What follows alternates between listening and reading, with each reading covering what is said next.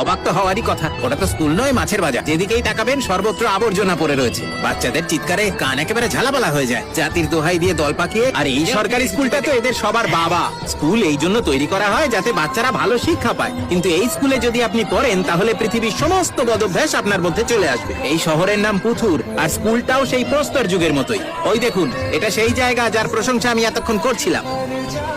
এত কিছু বলার পরে বাচ্চাকে এখানেই ভর্তি করাবেন? যান যান, আজকের দিনে আর কাউকে ভালো পরামর্শ দিতেই নেই। আওয়াজ না করে যা ইচ্ছে করো। এনার নামটা মনে রাখবে, ঠিক আছে?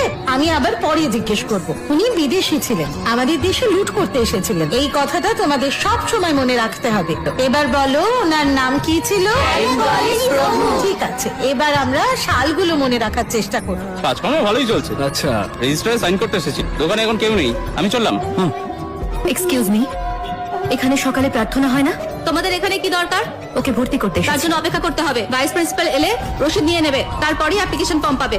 মনে হচ্ছে এখানে প্রিন্সিপাল নেই। হ্যাঁ, নেই কোনো প্রিন্সিপাল এখানে। যাও এবার গিয়ে বাইরে অপেক্ষা করো, ভাইস প্রিন্সিপাল এসে আমাকে ছাড়বে। বাইরে চলো, শান্তিতে একটু রঙ্গোলি দেবো তাও না। নমস্কার স্যার। হ্যাঁ হ্যাঁ, আজকে আমার ইলেকট্রিসিটি বিলটা জমা করে দিস তো। আমি জমা দিয়ে দেবো স্যার। আরে এইভাবে মুখের সামনে দাঁড়িয়ে আছেন কেন? সামনে থেকে সরুন, ইন্সপেকশন এসেছেন নাকি? ফালতু লোক যত সব। Good morning sir.